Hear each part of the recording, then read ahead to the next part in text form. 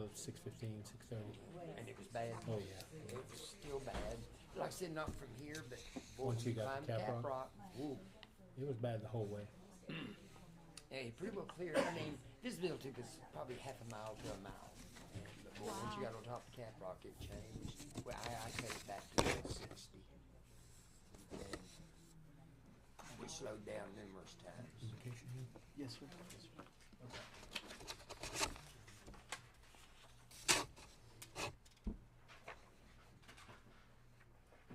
Is it hot or is it? It's you.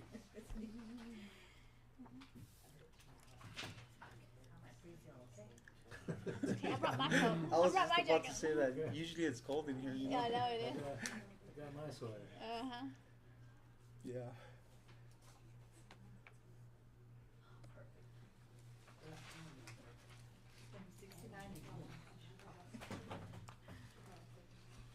Let me know when you're ready.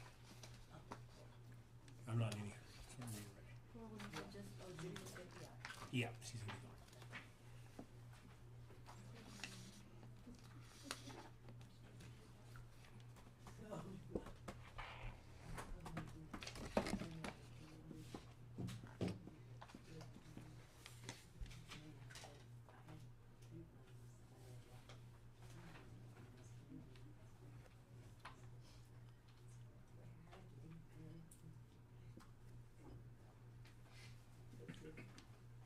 What y'all doing Thanksgiving? Going in, just be here. I don't know. It's still Yes, up in the air ma'am. whether we're going to the ranch or Mike, I made going sure. or not. What did I make sure? Oh, yes, I did. Good evening, everyone. It is 6:32 p.m. and I'd like to welcome everyone to our regular city council meeting. Today is November 16th. It is 6:32 p.m. and we are located in the council chambers here at City Hall in Kermit, Texas. We're going to call the meeting to order, and following that, we'll do the Pledge of Allegiance to both the flags and then our invocation and follow our agenda from there. So if y'all don't mind, we'll stand and do our pledges. I pledge allegiance to the flag of the United States of America and to the republic for which it stands, one nation, under God, indivisible, with liberty and justice for all.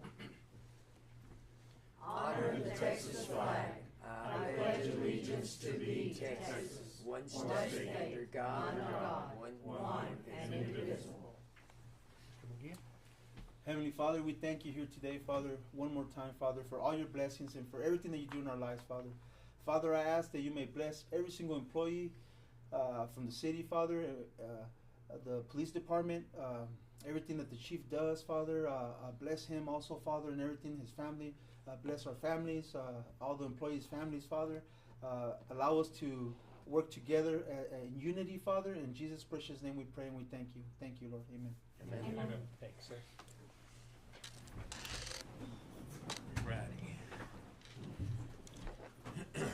So our fourth item on the agenda is any proclamations and presentations, and I believe we have a Striving for Excellence recognition, Mr. Michael? We do indeed. We do indeed. Missy Vaughn, would you join me, please? Ladies and gentlemen, we, as you know, I think now routinely give out Striving for Excellence awards, and it's a great thing that we do because we're able to recognize predominantly staff who go above and beyond to contribute to our mission and our vision. And typically we hand out 4 hours of comp time with that. I don't know what good that would do you in this case, but the reason that we wanted to recognize specifically Mrs. Ramos is because the city recently undertook an event, and that event was a very large TML regional meeting. And actually, our good mayor volunteered the city to host this event, and then he got the heck out of the Dodge and didn't come at all. We're also hosting the next one.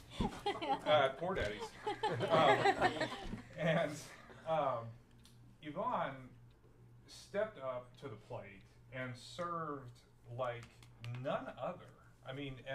Came up with a entire plan and a vision and executed that vision, I would say flawlessly. It was absolutely gorgeous at the event, and we tried to recognize everybody that contributed, but there was you and there was everybody else.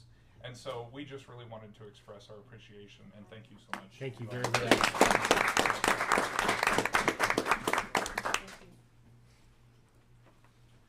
And I apologize, my wife got a meeting, she couldn't make it again, she stays busy. Well, when she is able to come, we We will would like to her present with her to Ms. certificate. So we do have our recognition for Miss Lady Figueroa, but she's absent, so we will do it when she's available.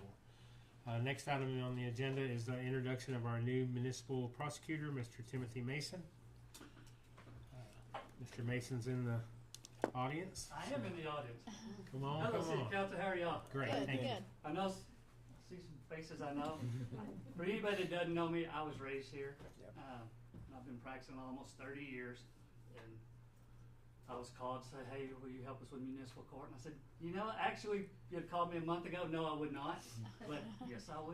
And looking forward to it. We've already met, have some stuff lined up, and we'll get it whipped into shape and get it over with. We are absolutely tickled to have you. We Well, appreciate you. Thank you very much. And like I said, if you ever need anything, not having to do with city business, give me a call. There you go. Yeah, let's take a minute and welcome Mr. Mason. I don't think I've met you, Kelsey. Kelsey. Karina? Yes. Good to see you. Fernie Munguia, nice to meet you. Good to see you again. We have, and I think we have. Welcome aboard. Thank you so much. If y'all need anything, let me know. Okay. Thank you, sir. Hey, I heard you earlier, but I didn't see you. How are you? All right, moving on. Now is our time for any public testimony or comments on any item that is on the agenda, other than public hearing items. So this is pursuant to Section 551007 of the Texas Government Code. Do we have anyone present tonight from the community that would like to speak to the council? I do, but I don't think it doesn't have anything to do with an agenda item. It does. This one is okay. So you'll have a moment in a minute. Okay. Trying to remember which order we were in. So don't let me forget. Okay. Okay. So we have no one in the audience to address the council on any agenda items. So we'll move on. We also have no consent agenda items tonight. We have no old business. Moving on to new business. First item on new business is discuss and consider. Minutes. Y'all sure you want to do that? Okay, we're going to approve some minutes. So we have our special city council meeting minutes from August 7th, 2023, regular city council meeting held on August 17th, special city council meeting held on August 31st, special city council meeting held on October 2nd, and the special city council meeting held on October 12th. And we have those in our packets. Before we go forward, the minutes for August the 17th of 2023 for the special meeting, I do not have them ready yet. They'll be in the next agenda. The 17th? Yes, sir. So I didn't have all the 17. Okay, Okay. thank So you. I do have these. Should I just hold on to them? That is, what, August 17th. I'm sorry, August the 31st. Okay. August 31st. I'm Okay. You're good, thank you. I just had two little minor corrections. sorry. Okay, For August the 7th, okay. the very last item, 1, 2, 3, 5, the very bottom, and I highlighted it if you want this copy. It says on A's, 50 of them. Oh, okay. So there's only 5 of us. Yeah. So I have a sixth sense. I can see a lot of people. okay. And then on October 2nd, and I believe that we, on the paragraph of number 8, motion was made by Council Lady Kelsey Short to approve agenda item number 8A. On, so we voted unanimously, but you have 0 A's, 0 nays, and 0 abstentions. Okay? So I think it just needs to change to 5. October 2nd, right? Yes. Do you want these? Yes. Here. That was it. Thank you, sir.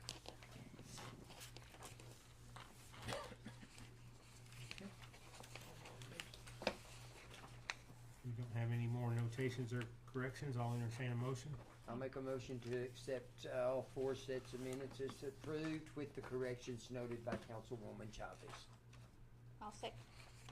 And it's three sets of minutes, right? 3? Yes. You're right, Roger, 4, I'm sorry. 4. Sorry, say, I've got 4 sets. You did a good job. Okay, so we have a motion to approve the minutes from the 4 meetings. All in favor? Aye. Aye. Any opposed? Okay, motion carries. Now, moving on, we have no consent agenda items. We also have no old business. We'll move on to new business tonight. First item is to discuss and consider possible action regarding past Kermit Celebration Days events and the planning for the 20th annual Kermit Celebration event to be held in 2024. So, Mr. Micah?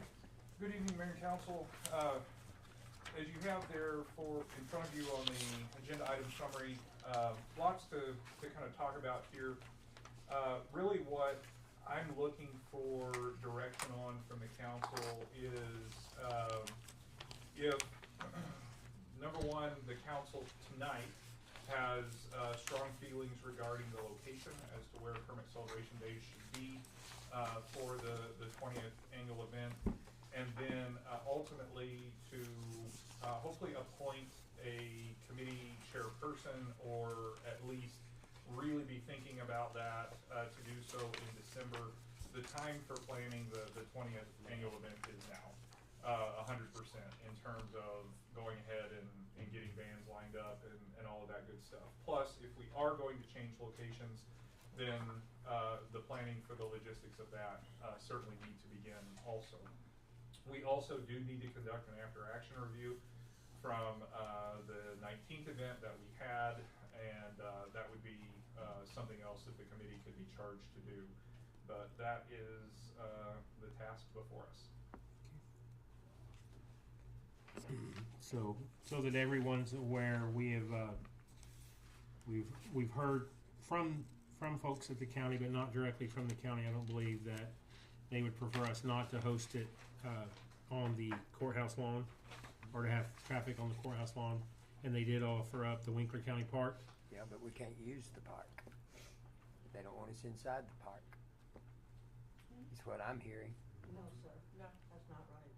That's what I'm hearing. They do not want us. They have said they do I'm not sorry, want us. if I may, Mr. Mayor. Yes, ma'am. I was in court the day that the judge brought this up to Mr. Lund.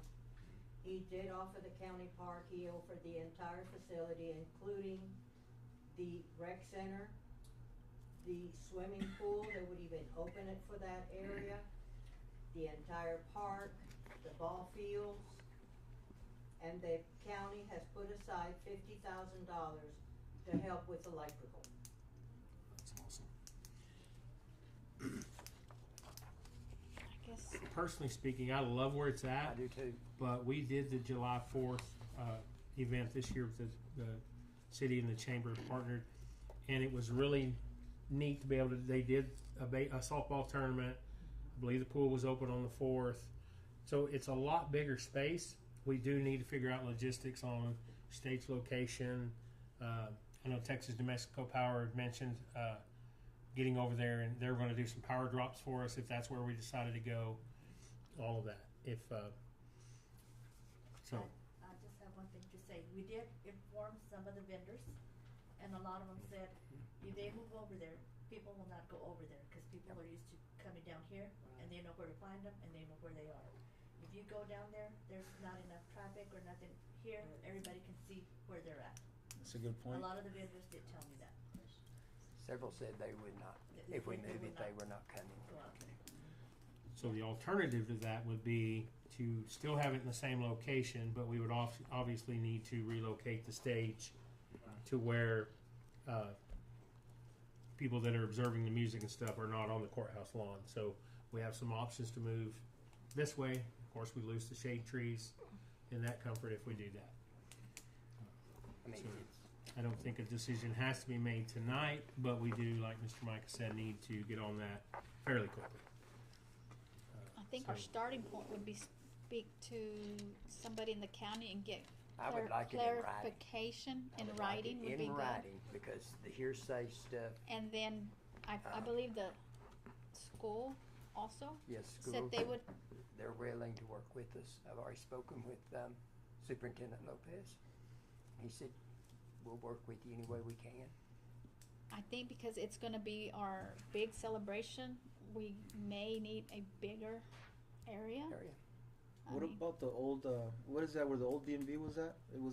Does that belong to the school? yes. Yeah. That'd be a good area. I mean, it's big enough, right? I think speaking with all three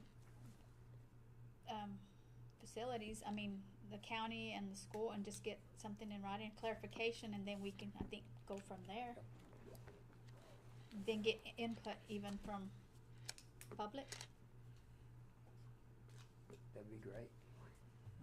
Because you're right, we don't want to make decisions off of hearsay. That's right. So, there is a committee in place. I don't know if there was ever a chairperson, other than we threw most of it at Miss Diana, short notice. So, kinda just would make the recommendation to council that we get some sort of a chairperson and confirm our committee members, and then kinda charge them with some of this, with some of y'all's participation with the county and school and all that. Do y'all wanna keep the same committee, change committees, keep it as is? I think we should add to the committees. Yeah. And the chairperson, do we want it within employees, within the city employee, does it? My opinion, it makes no difference. The chairperson is going to, if they're not a city employee, they're gonna go work very closely with us. But I don't think it matters ultimately, in that regard. Okay. What about all the new electrical, that we paid for, would we have to do that all over again? No. Yep. No. No, because that was all so that we could move it. Right. Okay. It'll be Okay. the drops, right? But other than that, everything that we purchased last year, is movable. Okay. So some good options that are out there, and partnering with the county and the school district, I think, is a win for everybody. So we can figure those logistics out. Did we have a chairperson last year? We put it all on Miss Diana. Okay. Well, I don't mind taking the role. If that's, Okay. I know Okay. We Earl, have a Need to volunteer. bring that as a form of a motion. We just don't have to have- bear with that's- me. I don't think it's anything we have to make a motion and a vote I'll on, help you as anyway far I as can. appointing a chairperson, is it? I think all of us. Yeah, if you're gonna appoint a formal committee, I would recommend it.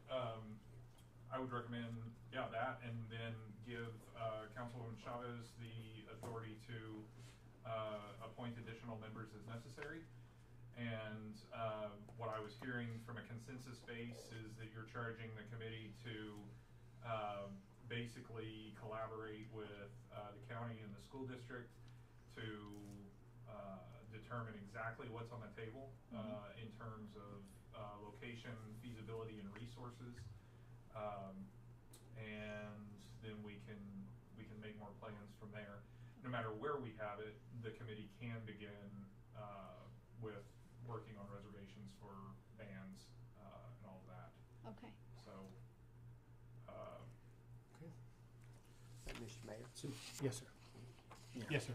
One of the people on the committee is actually on the school board. Okay. Edward is. So he Yeah. can help us out with talking to the school. Awesome. What is his last name? I can't even. Davila? Davila, thank you. I just couldn't remember. I'll be happy to help you. Anyway. Okay. So if y'all want, I can entertain a motion for, the appointment of Mrs. Chavez, if anybody's interested in making that motion. I'll make a motion to appoint Councilwoman Karina Chavez as chairwoman for the 2020 Celebration Day Committee. And let her appoint co-workers under her, or committee people under her. All right. So we have a motion. I'll second. So we have a motion and a second to appoint Ms. Karina Chavez as the chairwoman for the 20th Annual Kermit Celebration Days, and granting her permission to form the committee and to begin conversations with the school and the county in preparation. All in favor? Aye. Any opposed? Abstain. and Ms. Chavez abstains. So the motion carries. And thank you all for getting started on that. I think that's important, especially with it being the 20th annual.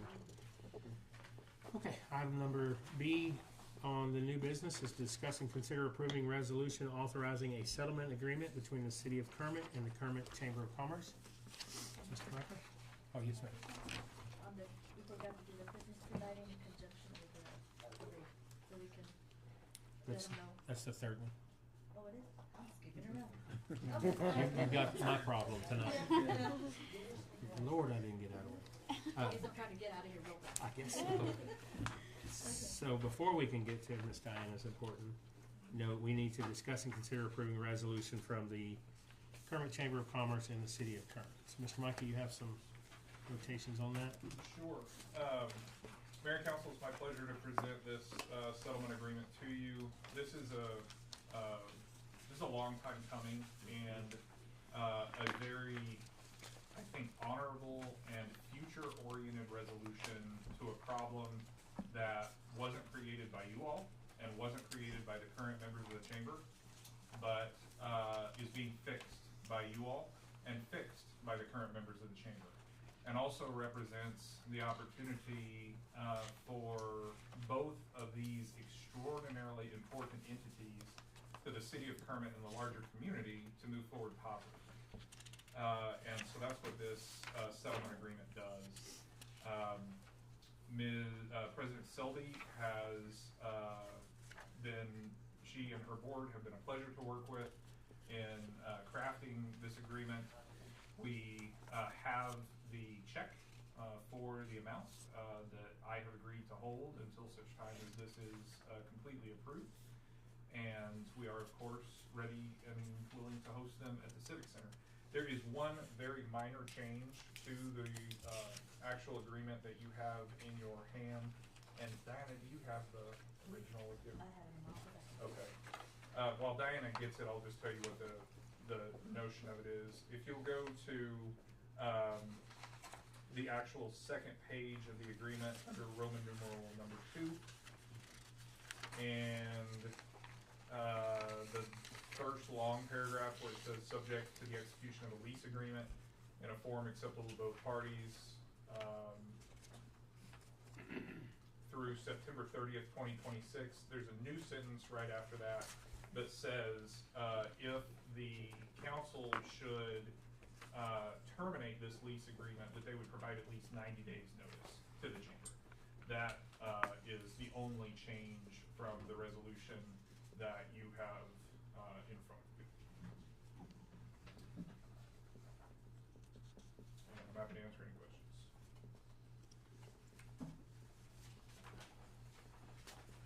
And so the best our accounting has come up with is the $20,183.74 will satisfy funds that were hotel motel designated and should square that back up to zero, correct? Indeed it does. I have personally reviewed the documentation for all of the accounting, and that's exactly the difference in what hasn't been accounted for and what we have not received. Now, Mike, what measures have been taken that we don't end up in the same note? Well, this settlement agreement resolves and nullifies and voids any prior agreement that was in place. So as we move forward, should this council or any future council choose to entertain monetary partnerships with the chamber, as is commonly done in many cities across the state, then there needs to be better checks and balances on both sides, similar to as council has received from the Medallion Home of providing regular reports as to where that money is at.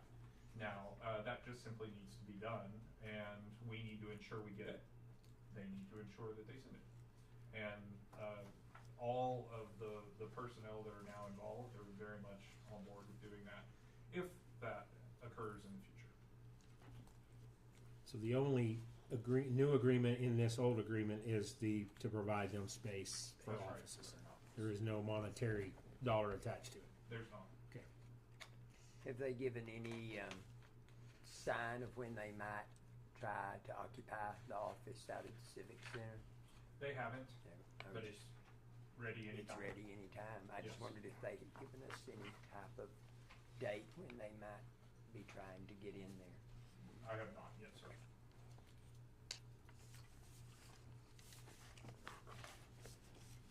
Well, I make a motion, we approve the resolution A second? 23-32.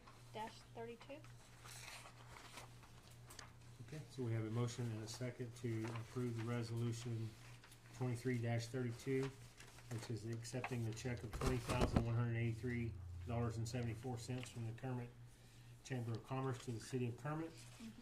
All in favor? Aye. Any opposed? So that motion carries. All right, and Ms. Diana's report and discuss and consider possible action regarding the City of Kermit holiday celebration, Christmas tree lighting in conjunction with the Kermit Chamber of Commerce Christmas parade. All I wanted to say, the, Christmas tree lighting will be December the 4th, here in front of the annex. We'll be serving hot, chocolate and cookies like we've always done. I believe the parade starts at the high school and ends up here, where they disperse. And, the mayor will do the speech, turn on the tree for us, like we've done every year, so. What about the issue that we had with the homecoming parade where they were throwing candy again from the floats? So I did talk to Hervé Pineda from the fire department, and they will be having a cart for every 4 vehicles involved in the parade, kind of like a parade Patrol? police per se, yes. Good. And they will be monitoring, and if anybody is caught violating our agreement, then they will be bypassed by the other vehicles, floats, whatnot, and they will be automatically immediately removed from the parade. And you all refresh my memory on the off-road vehicles, we're good with those, right? I think we corrected that in our last Yes, sir. process. We agreed that same terms as the 4th of July, get them up here as safely as possible, properly aged, driver's license, insured, and then get them back home as safely as possible, whether you tow it or whatnot. So if no one else has any questions or comments, I'll entertain a motion for the Kermit holiday celebrations to be held on December 4th of 2023 in conjunction with the Christmas parade. I'll make a motion to accept item C under number 10 on the agenda for the Christmas tree lighting and the parade sponsored by the chamber. I'll second. We have a motion and a second to set the date as December 4th, 2023 for the Kermit holiday celebration and Christmas parade. All in favor? Still, what time are they? 6:30, like, or 7? They were looking at setting up here, lining up starting at 6 and trying to kick it off, I mean at the school, High school. lining up at 6 and then kicking it off at 7. 7. Yes, Okay. yes, sir.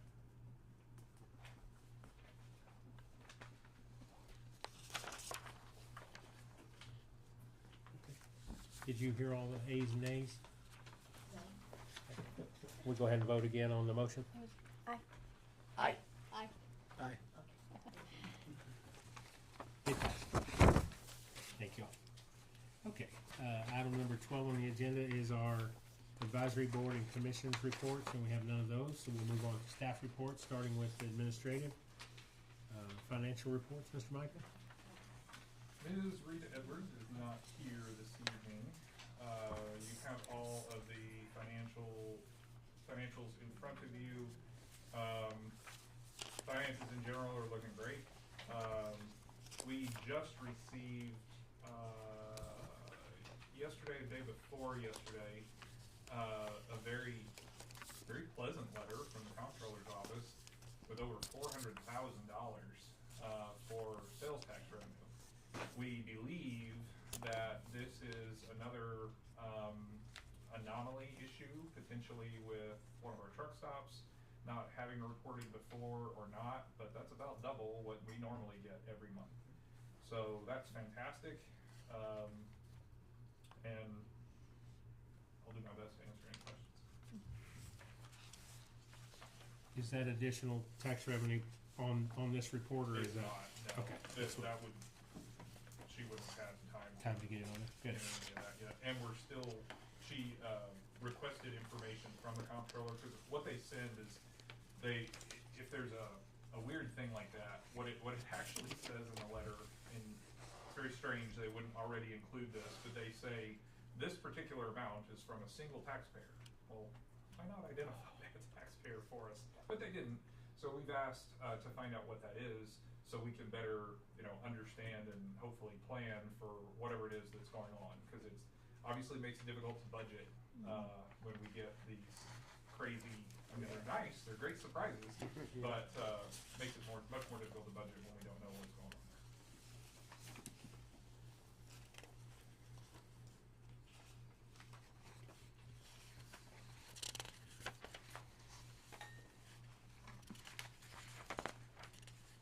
I just, on the bills, on page 8, the legal fees, what were those for?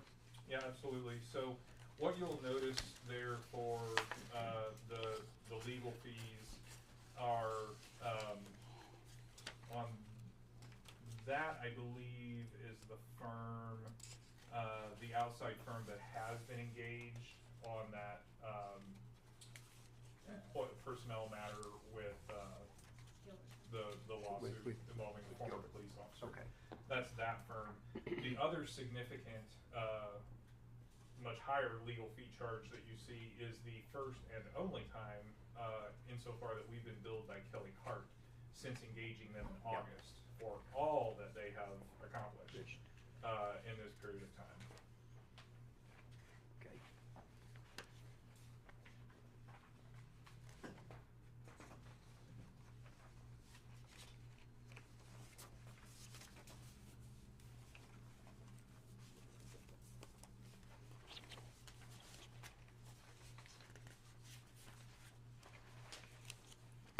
And I saw we have a backhoe, Jose. It's working good. We're happy with it. We're not, We have not bought a backhoe yet. Oh, okay.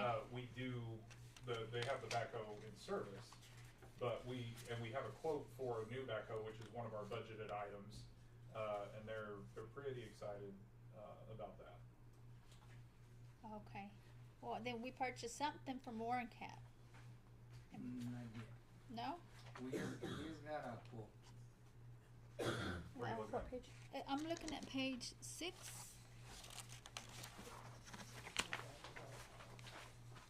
On 11-1, 147, 210. On Warren Cat. Oh, one cat. Mm-hmm. Backhoe. Those funds have not been expended.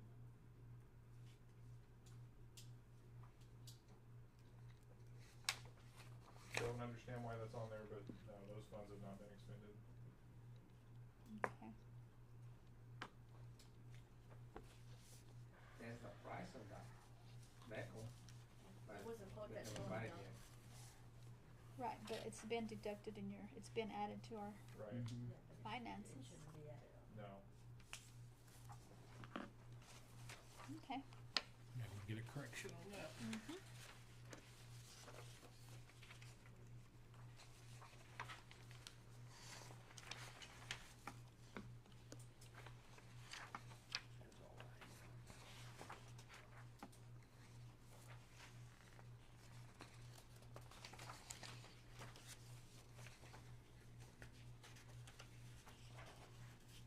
And the Premier truck, is that the repairs on the garbage truck? Page 11, 26,478. Core return and engine. That's the new engine. That's yeah. the new engine and all. Okay. So Caesar, what is our fleet looking like? Looking good. We got all 4, 5. We got 4 running. Yeah, yeah, we got four running. And our Republic deal ends the end of this month, is that correct? November 23rd. So we will start full service on November 27th. Good.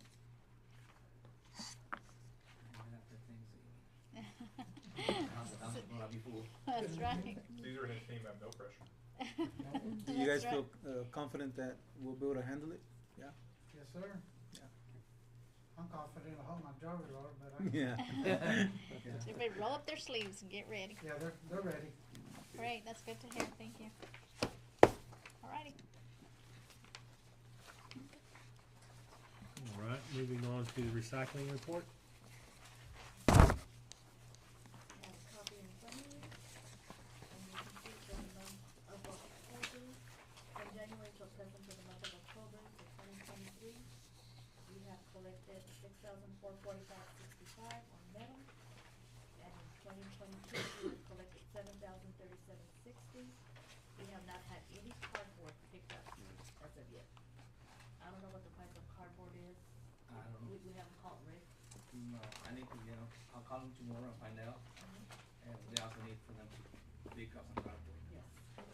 Are we running out of space? No, No? we're not running out of space, but with this weather, when it's raining, Oh, okay. yes, all the cardboard starts deteriorating. Yeah. Alrighty, moving on to technology and personnel updates by Mr. Michael Lunt. Technology has been a lot here lately. We have our new phone system is up and running and online.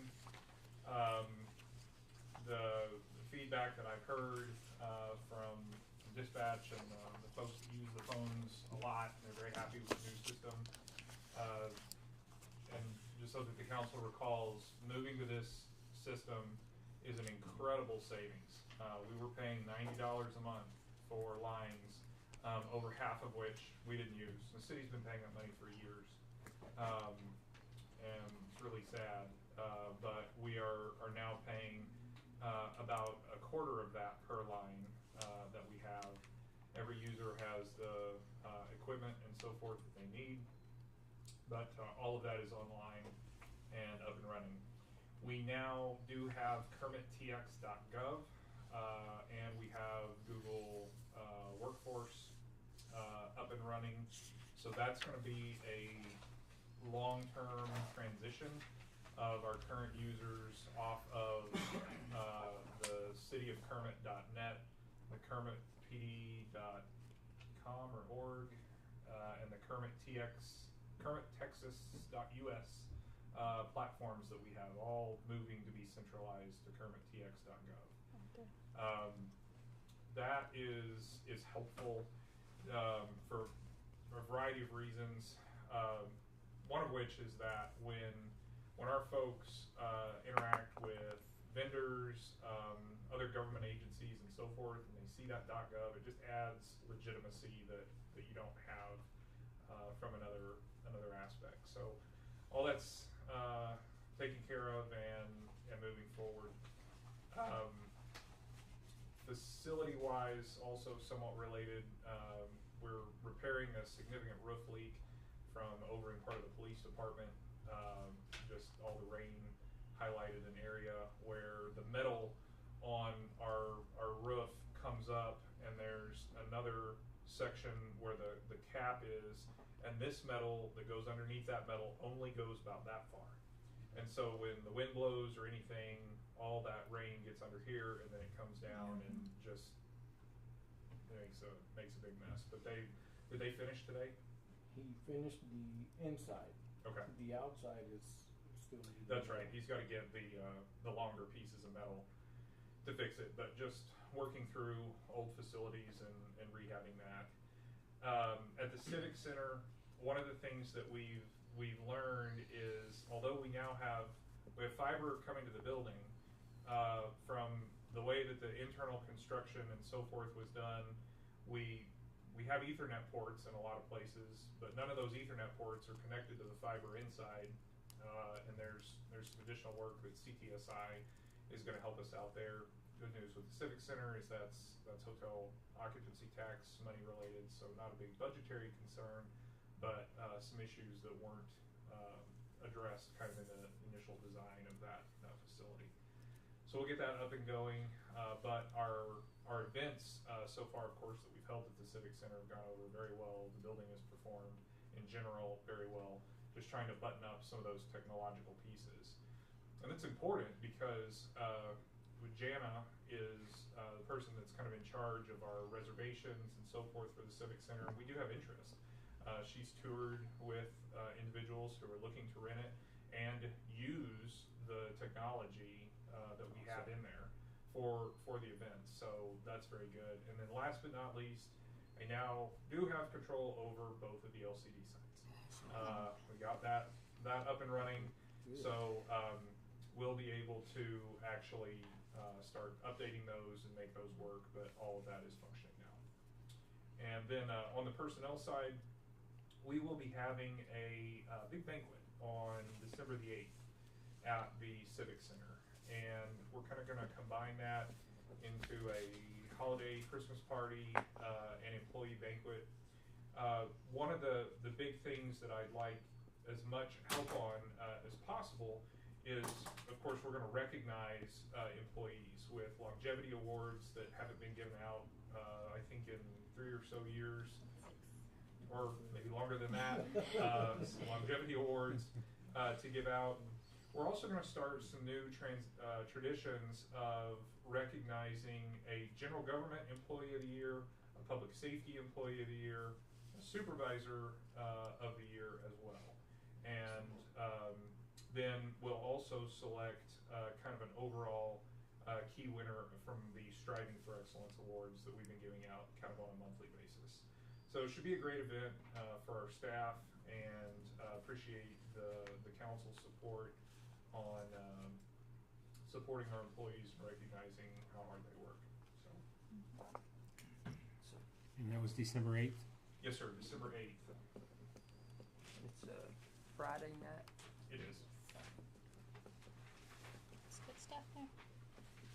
Are we gonna do it like we did last year, where we had like the meat and everybody brings? Yes, we're gonna have, I have to call Jerry's to do the meats and, but, we'll bring a dish. And we'll do it again like Like team the Thanksgiving? and green for vegetables and. Cool. Awesome, thank you. Okay, moving on, public safety reports by Chief Ramos. The police department activity and trends report. So, October was a busy month for the Kermit Police Department. Overall, the last few months, if you'll see our graph on page 2 of your copy here, we've been maintaining a steady flow or a steady growth as far as the proactive stuff that we've been doing, to include traffic stops, issuing citations, warnings, which has really helped us in bringing down some of our more concerning events. We've had a total of approximately 1,242 calls for service. We had approximately 570 traffic stops in October alone. But if you'll notice, within the last few months, we've steadily maintained that little growth, with a slight drop in September on those traffic stops. Our citations went up approximately 40-odd numbers. So, I mean, the citations, yes, the warnings, of course, almost 100. So, we're definitely trying to maintain with the short amount of staff that we have with the police department to keep things safe and moving along. And Chief, I really appreciate the way you explain that. The other thing that I want to add to that is, when you look at the top graph there and you see the increase in both calls for service, which is overall workload, you see the increase in self-initiated activity, which is internal workload. That's great to see both of those increasing at the same time. And, proactive enforcement, always, the results that you see from that always lag a little bit behind, but looking at October versus September, we see some reductions in our crime that we measure. So Chief and the admin staff over there, in terms of really pushing those expectations for performance, are doing a good job, and you can see it in some of the reduction in the crime that's measured. and if I may give kudos to the officers, we, Operation Safe Streets, on the spook parade, we went ahead and brought in extra hands that were gonna have to be able to provide security for the spook parade. But we said, hey, let's come in a little extra, let's do some traffic stops, let's concentrate our efforts on the truck traffickers, cause we've been getting information on them, right? We definitely knocked it out of the ballpark on that day, so kudos to the officers. Yes, good job. Good deal. Where are you at staff-wise? You, I'm down 3 officers at three so far.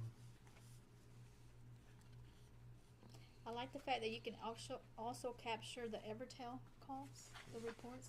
That's awesome.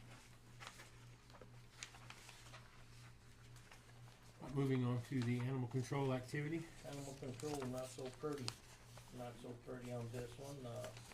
Some of the growths, we definitely picked up less felines, canines.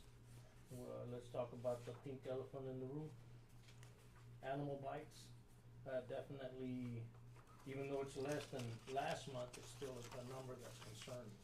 The majority of these animal bites were in-house animal bites, meaning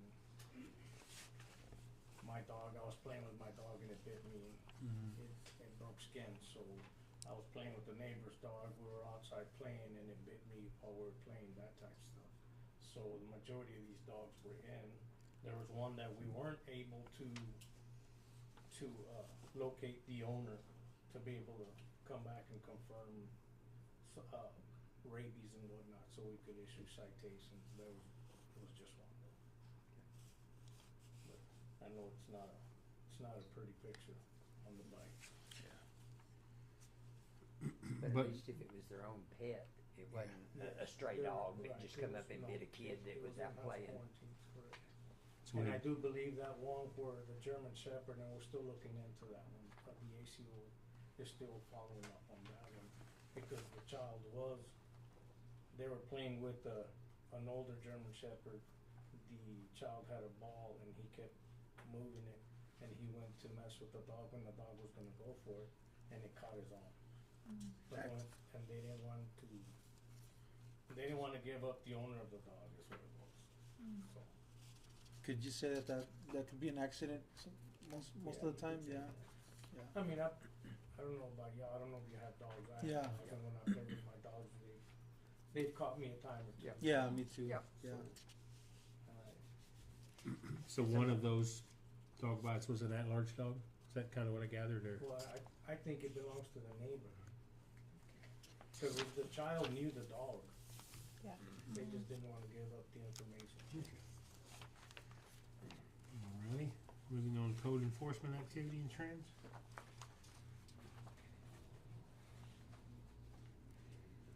One thing, if you don't mind, if I can go back to the animal control. Absolutely. 57 calls from Evertel alone were reported. That means not only did the ACO respond, or one of our officers responded. So just animal control. Our numbers are looking pretty good. If you'll notice that within the last few months, a steady drop on some of our property maintenances, a steady drop on the nuisance. It's tried to maintain that. The calls for Evertel have been 44. Now we created a new program that's trying to capture not only our Evertel calls, but a disposition, meaning we're trying to come up with a way to say, okay, we got these 40 calls, and this is the result. This is what we did. And some of these are when you go and you issue a letter, and the letter usually takes 30 days that you give them in which to respond, and then a citation will be issued, right? So some of these have growth. If you'll notice, our citations were a little higher than normal, right? So, and that's what happened, is the fact that we were able to get some of these that they matured the 30 days. And so we were able to issue okay. a citation because we did not obtain compliance. But during this month as well, what you won't see on here as well is some of the properties that did come in compliance with our request to, hey, or on their own. such as one that we had mentioned right here around the corner, not too far from here. If you'll notice the property over here behind the smoke shop. Yes. That place is getting cleaned up more. Yes, it is. We cleaned up numerous properties ourselves, not only for seniors, but, less fortunate individuals and some that were physically challenged individuals that can't do it for themselves. We were able to maintain those yards for them, so. Overall, we're, getting out there, trying to do as much as we can for it, so. Was the one behind the smoke shop, was it self-initiated, or was that something you're, That was code Good. enforcement. Yeah, definitely code, we gotta give kudos to Martha and to, Angel. yeah. They were It's not. so much better to come into town and not see that. And I also want to say that, I've been with the chief, I've worked along the side with him, we've been out there and cleaned a couple of properties, residents. And I just want to thank the chief for his hard work and everything that he does. He's to me, he's done a good job, he's out there. It's hard to be out there with the shovel and all that, and so it's hard work. So Hands-on. thank you again for helping. Thank you, Chief.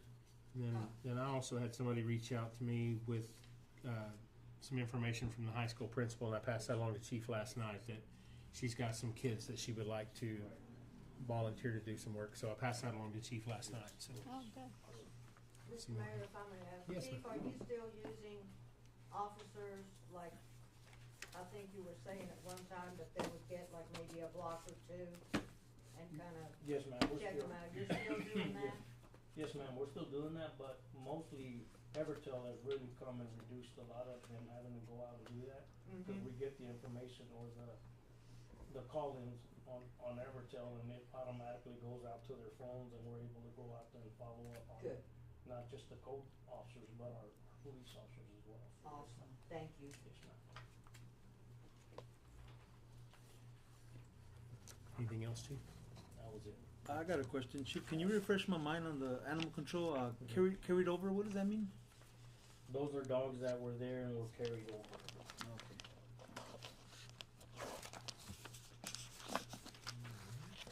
Moving on, Judge Cheryl Wright, municipal court reports.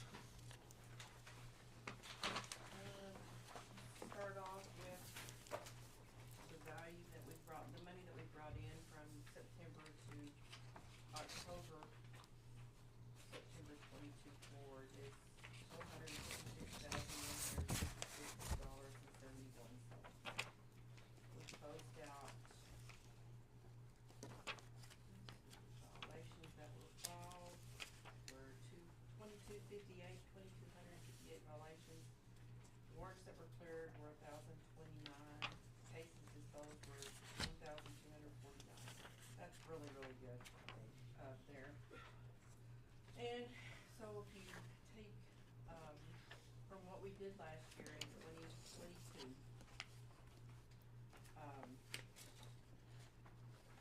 going forward, we're up than where we were. And for the October, we disposed of 219 citations and collected $40,751.45.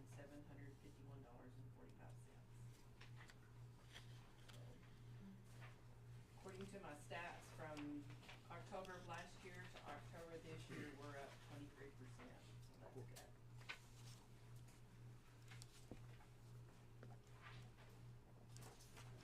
Very good. Sure, the total of 424,976 is for the year of 2023 up to now, right? 156.71 is from September of 22. That's how much, that's not how much the city got to keep. We Gotcha. got 268,483.71. The rest of that was gone to like building security, child safety, security, state funds, and then technology fund and stuff like that. Okay. And the state. Yeah, again, outstanding. Just, the numbers don't do it justice. And if I could add to judges, Judge Wright and Gabby Del Toro. So what Judge is not telling you, I think humbly, is they continue to clean the house. within municipal court. And examples of that, when somebody gets a ticket, there's all kinds of ramifications that come from that. Not the least of which is what ultimately happens with your driving record. And if somebody winds up with a conviction on their driving record, you get too many of those things, or you get the wrong kinds of those things, you can get your license suspended. And recently, through their work, they have uncovered that things in the past had been done to where there were actually some folks getting their licenses suspended that weren't supposed to. And they've worked to correct that.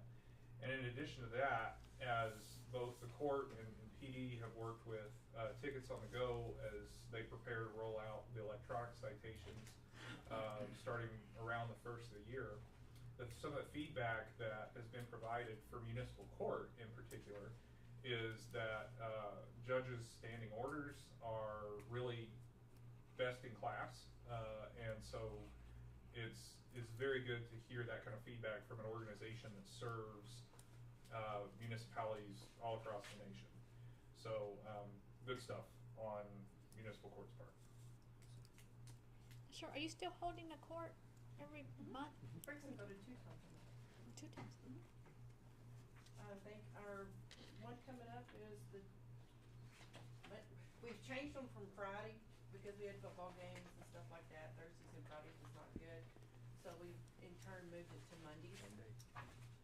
Because that was a better day. So when football and everything's over, we'll go back to Fridays. Okay. But we're gonna try to do it 2 times a month. I think we're catching the people who teach and that we mean business. Mm-hmm. Great effort, though. How did you, how were you able to catch that mistake that was happening with the license and all that? Can you collaborate a little bit on how? Well, the codes, this was prior to me and Gabby. The codes were put in wrong into Encode, and they've been that way forever. And this is just the first person that has contacted us about their citation, and they thought we had did it. So Gabby got on the phone, contact DPS. DPS told us what happened. We got on with the girl at New and Blue, told us what all we need to do, and we had it fixed within 2 hours, 3 hours. Wow. Awesome. But So we have been using New and Blue 2 months now? no, we haven't. The girl.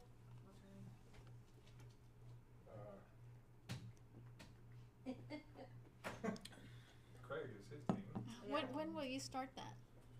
Or We are Well, we looking are- at starting to utilize it as a test at next month. next month? Yes, but then we're hoping to roll in January. January. Oh. The girl I'm talking about is, what is she with New and Blue? The dispatch. Anyway, she is certified in all sorts of stuff, and she's been over the municipal clerk stuff, help her getting, talking about getting certified, but she knew exactly what codes needed to be in this. So her and Gabby have been going down all of Encode, which we're having to change all of the charges, because they were not put in there right, not coded right, and so when it got sent it sent the wrong code in. Wow.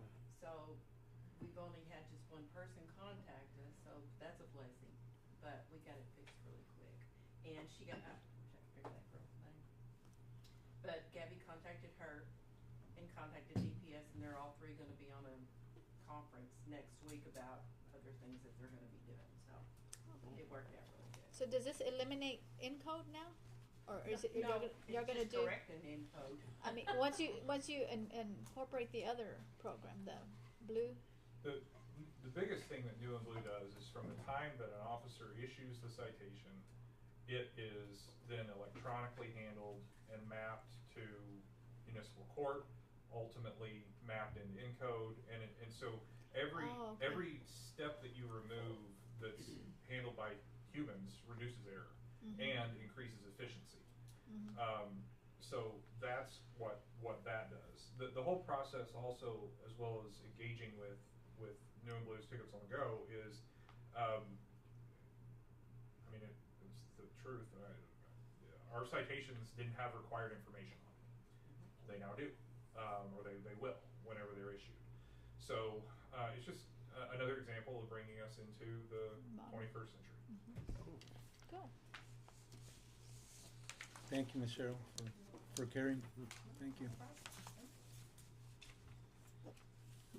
Okay, moving on to Public Works reports. These reports begin by the Public Works Superintendent, so we'll start with water, utility, billing, and consumption. On the total meter, unbilled water for the month of September. For the park and cemetery, a total of 2,604. Fireman, a total of 1,374. And councilman, 100. And the monthly total is 4,078.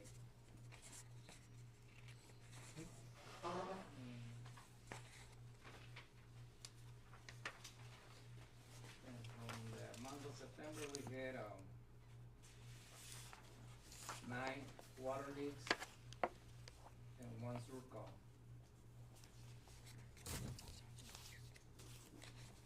We still have amount of water accounts of 2,106 and sewer accounts 2,704.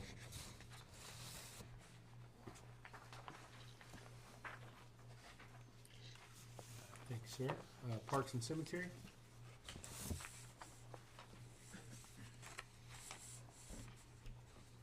On the parks and cemetery, we have the cemetery helping us with the decorations for the Christmas lights and Christmas tree. Not looking out on their regular duties. We noticed them in the front. Looking It good. looks very Looks nice out there. nice. Thank you. All right, moving on to sanitation and CCS, Mr. Caesar. Yeah, we are keeping up with our routes. We haven't gotten complaints in a couple of weeks. I think since around the 23rd of October, we hadn't really got any complaints or nothing. We did get. Hold on, that folks deserves a round of applause. Yeah. Absolutely. In the month of October, we've had like 10 call-ins from Republic and 12 from the city, and some of them, by the time I got to them, they were already being picked up, and it's just that with people calling them, sometimes I don't get to them for an hour or so, but about half of them, they've been already picked up.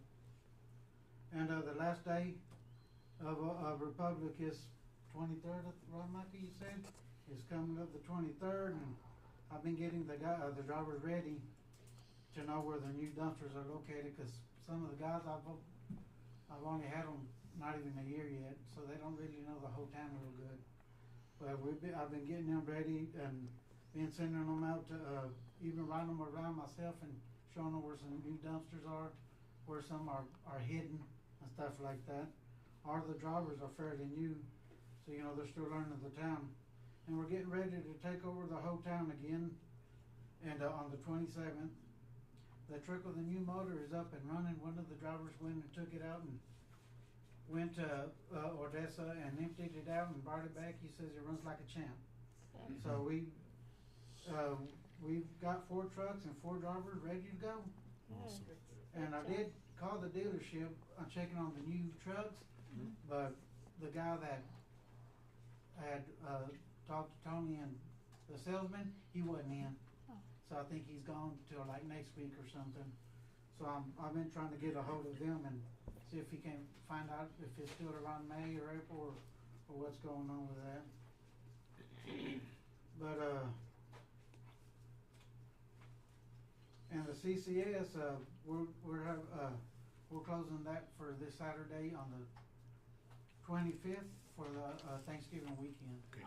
And stuff, and I think Dan has been posting it for people and stuff, Yes, I posted it 3 different places already. and stuff, so, we have been talking about trying to get electricity out there, trying to finally get some out there sooner or later, but we have started talking about that here this past week. That would be nice to get that. On the electricity, is either bring the electricity all the way to the facility that is going on right now, or move the facility closer to that, To the power. to the power. We're looking to see which one is gonna be more accessible. That's a good plan.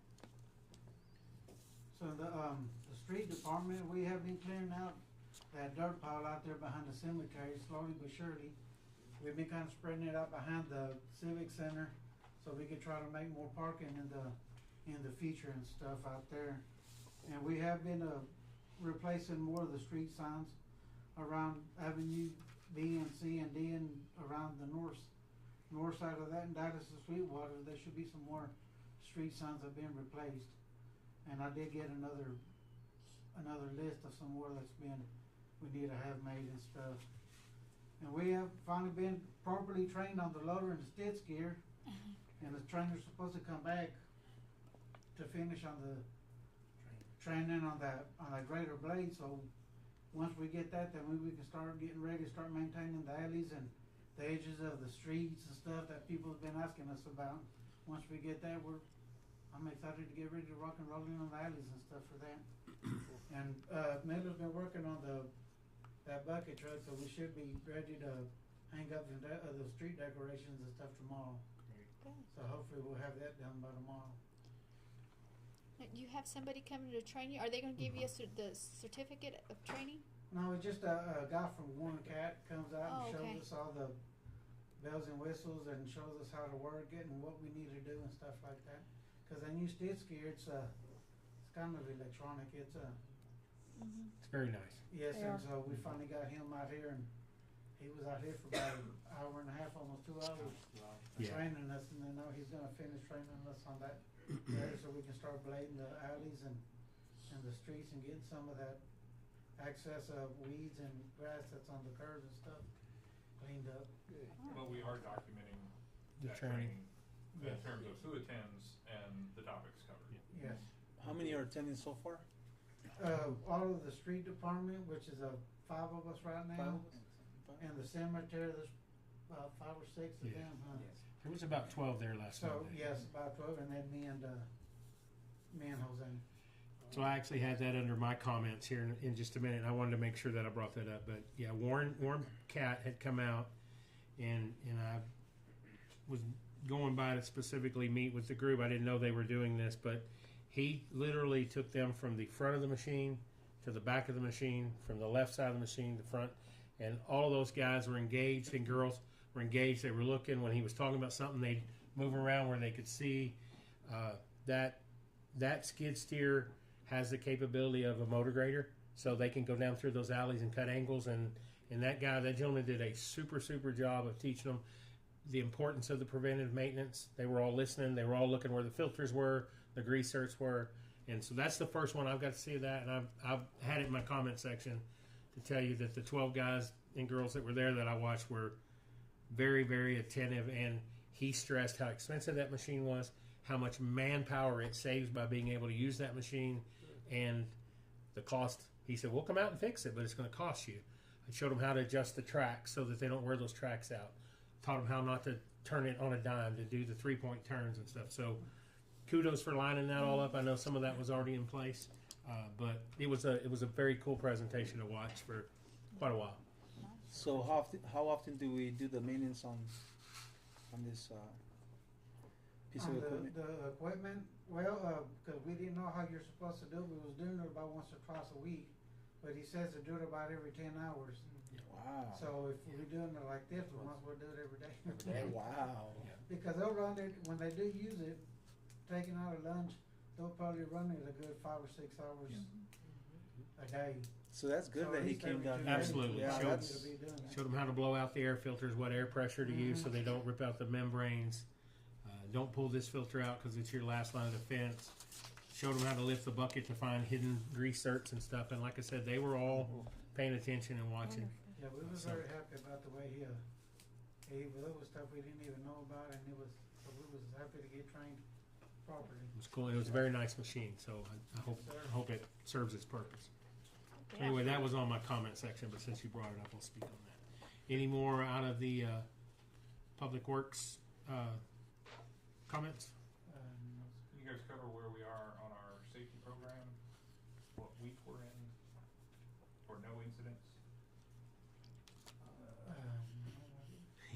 Do you want to help them with that, Micah? We just have an incident with David. Micah read my mind. Yeah, we just had an incident with David He yesterday. kinda bent down and he got kinda wrong and twist his back, so we had to take him to the. That is true, we did. Well, Well, he I'm was doing here for that good. to be very He was positive. doing good. I know. But what streak were they on? Like third week? The point being is that safety incidents have plummeted. Yes. Yes, And, it has. and we are going to continue, with that trend. So even with his, we need to check and see if we made it the 4 weeks without anything, Yes, ma'am. cause it will be very close if we didn't. Yes, earn it that was- lunch. it was So, just so like as that. supervisors, what are you guys doing different in regarding safety every morning? For example, can you give us an example? Yeah, of what well, I think Mike talked about it last month, like I do talk to the street department, cause I come in when the street department does. The sanitation, they start about 30 or 40 minutes before we do, but I do try to, give them a safety tip every day or every other day about how it depends when it's raining, watch the weather and the fog, tell them to be aware of their surroundings, and just try to give them something, little tip every day or two to keep them thinking about what's going on and just keep and that's been a lot better with the drivers too. I don't think we've had any Knock on wood. major, knock on wood, we haven't had any major incidents or nothing with them for a couple of weeks ourselves. That's good.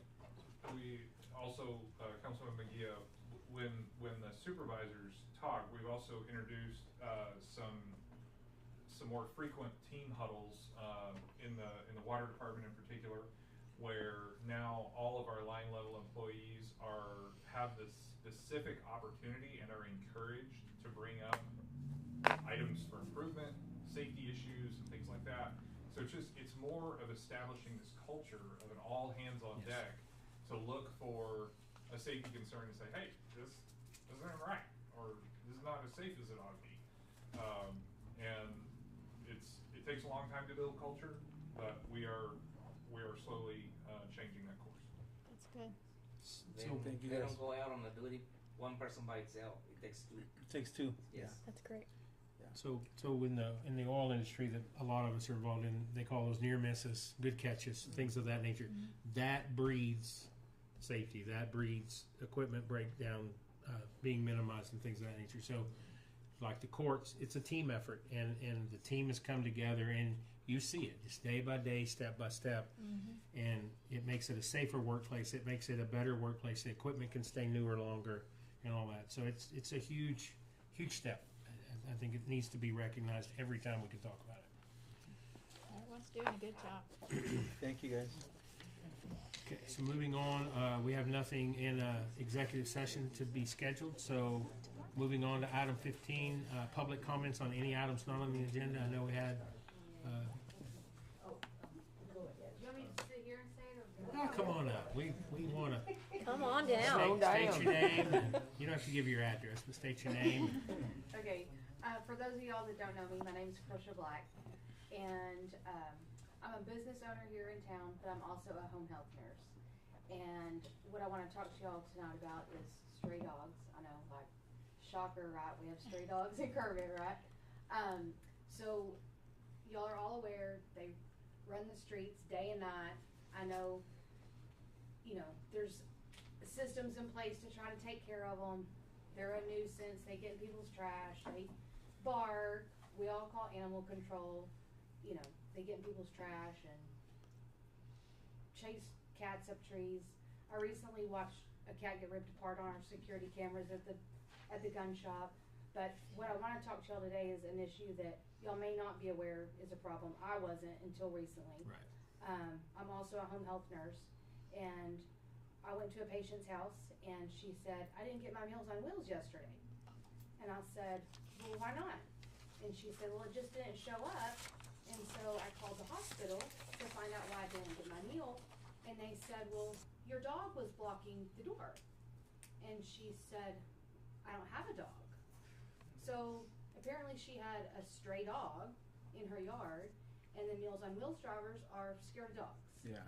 So if she has a stray dog, or anybody has a stray dog in their yard, Meals on Wheels drivers are not gonna get out of the van and take them their meal.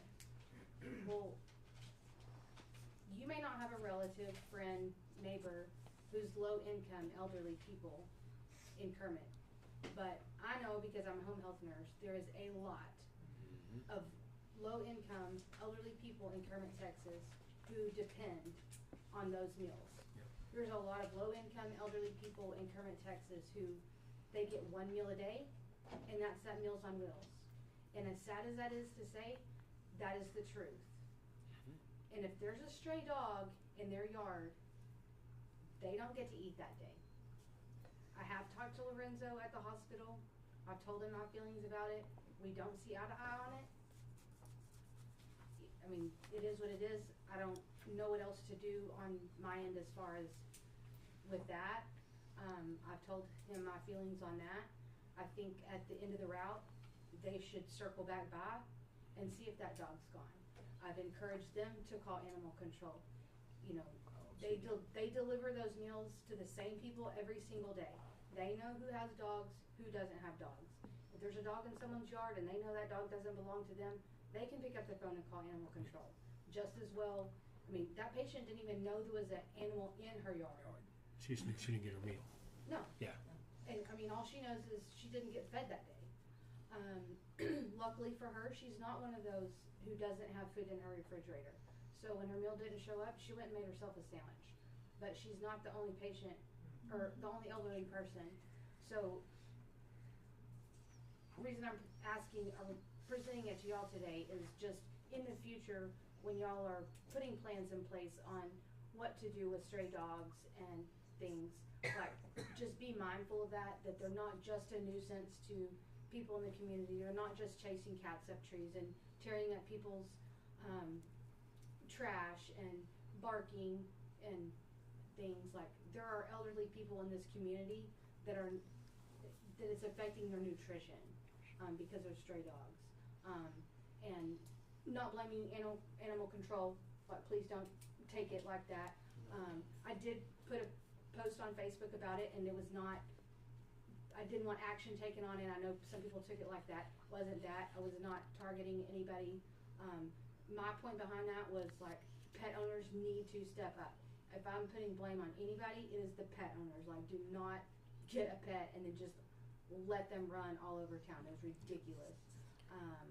You know, I'm a pet owner. I don't have dogs. I have cats. I'm a pet owner. I don't have anything against pets, but, like, I don't know if this, you know, I don't know what the solution is. I know there's no perfect answer to it. I know y'all are doing the best you can, but I just want, like, you know. What is the protocol of if there is a dog on the porch? They just, do they like just leave and, yeah, I mean, like, they don't get out? They didn't honk the horn. This lady literally didn't even know they had even been there. So they really don't have a protocol other than just not to get out and go deliver the meal? Who's in charge of that? Lorenzo. So at the administrator at the hospital? Lorenzo's who I spoke to. Because they. Well, sometimes it's hard because I mean you're driving a van and there's no fence and you see a dog that's and I understand they don't in front of the door and there's no one out there to speak to and you're trying to deliver. I could see your point of view. It's kind of hard and it's scary too. I mean. Yeah, I understand they don't want to get bit. Yeah, because you don't know the dog. They don't know if the dog would bite them or attack or. Which is why. And not everybody has the same courage, right, to get off and I mean I would get off and hand the food over, right? But if it's a female or someone that doesn't have the same courage as I do, I would be afraid. Right, which is why I told Lorenzo, I'm like, and it's understandable. Doesn't belong to them, like, have them call animal control or at least like at the end of their route, like circle back by and see if the dog's gone. And you know, and I told him, I'm like, I understand they're not trained medical professionals. They didn't go to school to be, to be in the medical field like I did. But like at the end of the day, they took a job to feed the elderly. In my opinion, like they should care if the elderly eat. You know, I went to school to be a nurse to help people, and you know, my job is to take care of elderly people, and I do care about my patients. And I mean, like that's a hill I'll die on. Is protecting my patients. I just will. Does that driver have a phone number where they could reach the owner of the? I don't know if they have or a list they would be able to call. Lorenzo told me that at the end of their route, that any undelivered meals are taken to the senior center with a list of whose meals were not delivered. That's taken to the senior center. I have talked to the senior center, to Robin.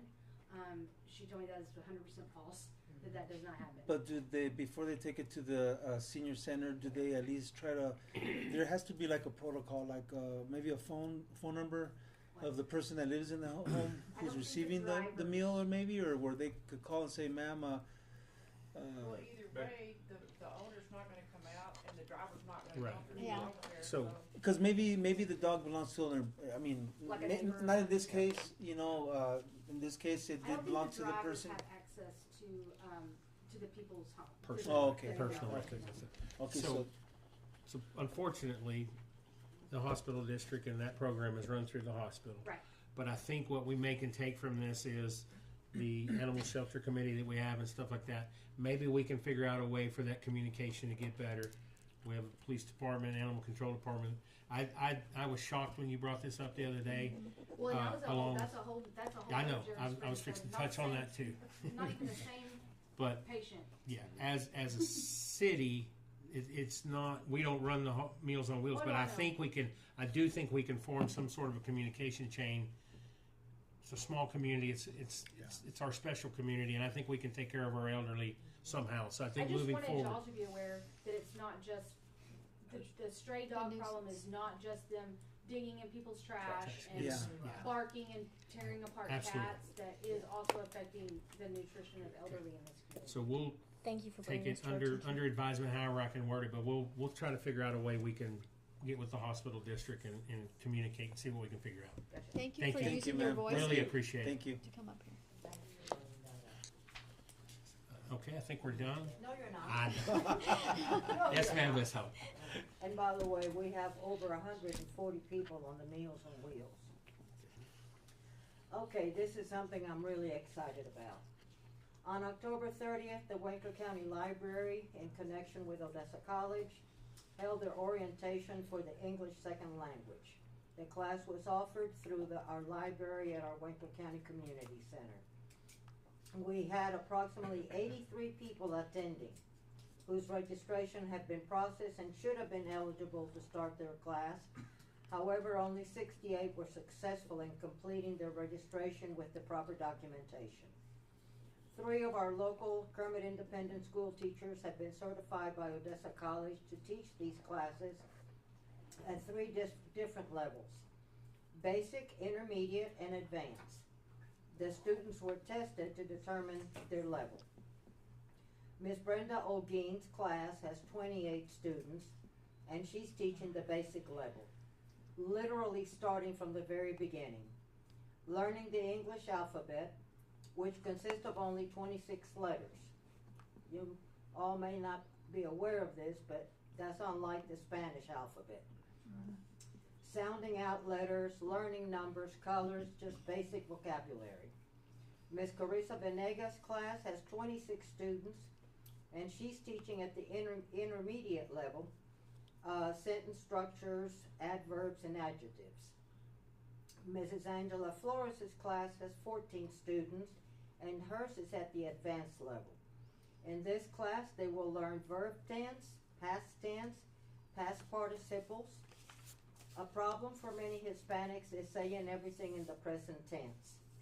This class will eventually give them life skills, for example, applying for a driver's license, filling out job applications, how to conduct themselves in a job interview. In other words, how to transition to life in America. The first week was a tremendous success. It gave the teachers and volunteers such as myself a lot of encouragement, seeing the eagerness that these folks are bringing to the classes. As I have been helping Ms. Orguin, I am amazed at how quickly they are progressing, and better yet, they are retaining what they are being taught. And at this time, the teachers and I would like to invite anybody in the council, in the audience, in our city, to stop by the library Mondays, Tuesdays, and Thursdays from 6 to 8 and get a gander at what's happening there. It is unbelievable. You said Wednesdays or Thursdays?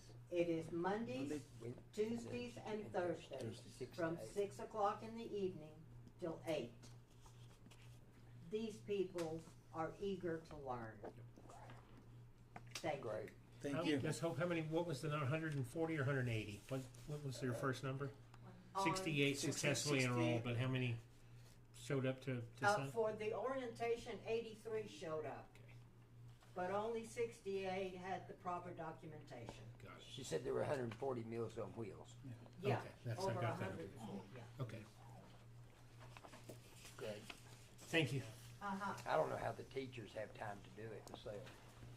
Rodney, they're so encouraged. It's good. They're just amazed. It's great. Thank you again. Do we have any other speakers that would like to speak on any items not on the agenda? Okay, moving on to our second to last item. Any comments, questions, concerns from council, city manager comments, anything of public interest, announcements, things of that nature? Just, I had something I wanted to bring up. I wanted to thank everybody on the TML conference that we had here. I cannot remember the woman's name that is over the TML, but we had 126 in attendance that night, and she said it was the largest crowd she had seen since she has been doing these conferences, and I think she said she'd been doing them for almost 20 years. Wow. And Norma Grimaldo. Norma, yeah, she couldn't believe it. And I said everybody wanted to come to Kermit. They were just itching to come over here. But We had several that took advantage of the hotel rooms, so that affected our hotel motel. It did. I believe they had the Christmas trade event, and I know y'all had included that invitation, and I did hear that some of those folks went by that as well. So, But it was a fantastic evening, and there was a lot of work put into it, and it paid off in the long run. Ms. Kelsey, do you have anything? I just wanted to say that I heard several people, including myself, say that the Mistletoe Mania event turned out great. It was wonderful. If nobody got to stop by, you missed out. It was good stuff. Ms. Chavez? Anything? Anything else, sir? Okay. I have a couple things. One, we got a very nice Christmas card from Park Hill, so happy holidays, Merry Christmas from Park Hill. And then the most important thing I kind of want to end my part on. Micah, do you have anything? Very briefly, Go ahead. The Central Appraisal District has asked for the city of Kermit to identify to whom we would like to appoint for the Central Appraisal District's Board of Directors. That'll be on the next regular council meeting agenda, so you might be thinking about that. That's for the 24-25 term. Okay. And then, so I do want to recognize Mr. Jose and Caesar. The room is aware that they've had to step up into additional responsibilities. I want to, on behalf of council, tell both of you thank you very much for what you've done. I know you're nervous tonight. You did a great job. It's all going to flow, but thank you all for stepping up and doing what you're doing for us and your employees that are around you. I appreciate it. So I just want to make sure I pointed that out tonight. The other two things already got covered, the skid steer and the trash truck. So anybody have anything else? Okay, I'll entertain a motion to adjourn. I make a motion, we adjourn. I'll second. All in favor? Aye. Any opposed? Motion carries. It is 7:59 p.m. Look at us getting out before 8 o'clock. Thank y'all all very much for We gotta coming. fix the clock. Yeah.